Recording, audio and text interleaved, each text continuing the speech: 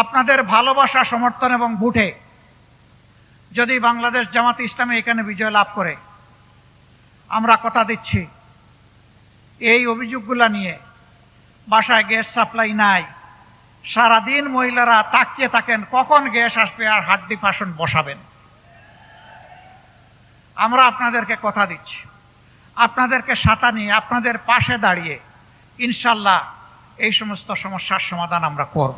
8 থেকে 10 লক্ষ মানুষের বাস, সেখানে কি কি সামাজিক পরিষেবা বা সুবিধা থাকতে হবে আর কি আছে আপনারা একটু আশা করি দেখে নেবেন। মসজিদ আছে সর্বমোট 148টা, আলহামদুলিল্লাহ। প্রায় সকল পাড়ায় মসজিদ আছে, ঢাকাকে বলা হয় মসজিদের শহর। গির্জা আছে 8টি, এখানে মন্দির আছে 1টি, ইয়াতিমখানা আছে 27টি, কওমি মাদ্রাসা আছে 23টি, হাফিজি মাদ্রাসা আছে 56টি, সরকারি প্রাথমিক বিদ্যালয় আছে 6টি, কিন্ডার গার্ডেন আছে 29টি, স্কুল আছে 22টি, প্রাইভেট হাসপাতাল আছে 12টি। দুঃখের বিষয়, এত বড় এলাকায় একটাও আন্ডার গ্রাজুয়েট কলেজ নাই, একটা মানসম্মত হাসপাতাল নাই, সেটা সরকারি হোক কিংবা বেসরকারি হোক। প্রাথমিক লেভেলের কিছু হাসপাতাল আছে, বেশিরভাগ বেসরকারি। এই এলাকায় 3টা বড় খাল আছে, এগুলাকে খাল বলা যাবে না, এগুলো এখন ময়লার ভাগাড়। ওর পাশ দিয়ে হাঁটতে গেলে আপনি নাক চাপা দিয়েও হাঁটতে পারবেন না, আপনি অসুস্থ হয়ে পড়বেন, মাথা ধরবে এবং আপনার মাথা ব্যথা শুরু হবে। এর সাথেই পাল্লা দিয়ে বসবাস করছে অসংখ্য মানুষ। ড্রেনগুলা একেবারেই অপরিচ্ছন্ন, মশা মাছির ভাগাড়, প্রজনন কেন্দ্র। রাস্তাগুলা সরু, যা একটু বড় করা হয়েছে রাস্তার মাঝখানে একটা লাইট পোস্ট।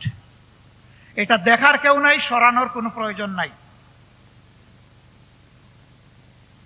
ভাঙা রাস্তা, বাচ্চারা স্কুলে যাওয়ার সময় 3বার হুমড়ি খেয়ে পড়ে, তার সাথে হাতে ধরা মাও পড়ে যায়। সন্ত্রাস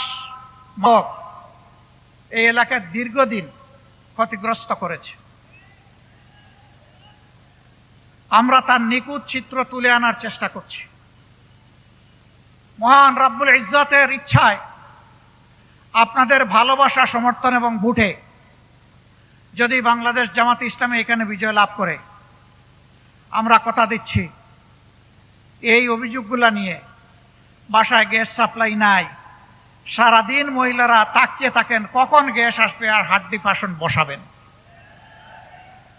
আমরা আপনাদেরকে কথা দিচ্ছি, আপনাদেরকে সাথে নিয়ে আপনাদের পাশে দাঁড়িয়ে ইনশাল্লাহ এই সমস্ত সমস্যার সমাধান আমরা করব।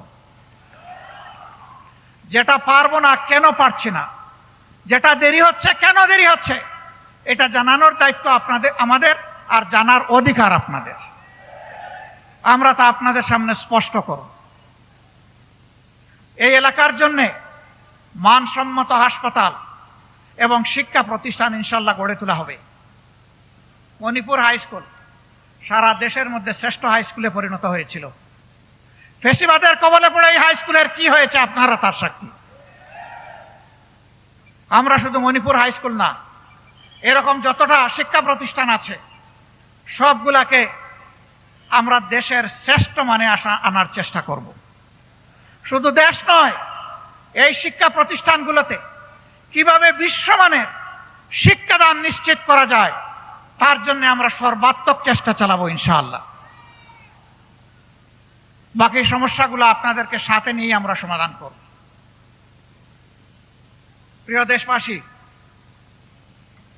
আমি আজ আপনাদের সামনে দাঁড়িয়েছি বাংলাদেশ জামাতে ইসলামের আমির হিসাবে না, আমি দাঁড়িয়েছি ফ্যাসিবাদ কায়েমের চিন্তা করে এই প্রজন্ম তাদের ঘাড় চেপে ধরবে ইনশাআল্লাহ। সংগ্রামী উপস্থিতি, এই পর্যায়ে বক্তব্য নিয়ে আসছেন বিশিষ্ট রাজনীতিবিদ মেজর অবসরপ্রাপ্ত জনাব আখতারুজ্জামান। এ পর্যায়ে বক্তব্য নিয়ে আসার জন্য অনুরোধ করছি মেজর অবসরপ্রাপ্ত জনাব আখতারুজ্জামানকে।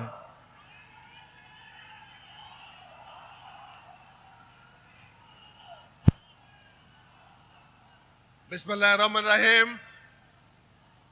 আজকে আমাদের জামাতে আমির ডক্টর শফিকুর রহমানের নির্বাচনী অঞ্চল থেকে শুরু করে 14, 15, 16, 17 সকল আসনে নির্বাচনী সভায় সবাইকে আমার আসসালামু আলাইকুম। আমি আপনাদের মাঝে নতুন, একদম ফ্রেশ।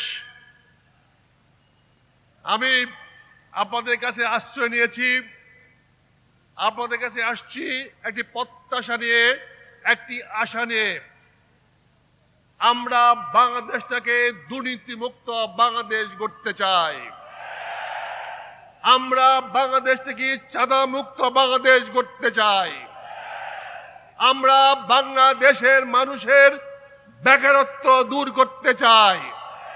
আমরা বিশ্বের মানচিত্রে বাংলাদেশ থেকে একটি উচ্চ আসনে নিয়ে যেতে চাই।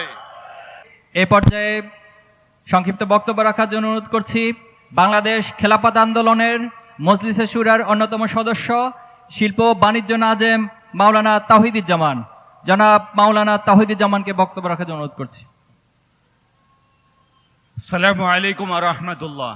লা ইন শাকারতুম লা আযীদান্নাকুম ওয়া লা ইন কাফারতুম ইন্নাল আযাবি শাদীদ। নারায়ে তাকবীর, নারায়ে তাকবীর। গোলামি না আজাদি।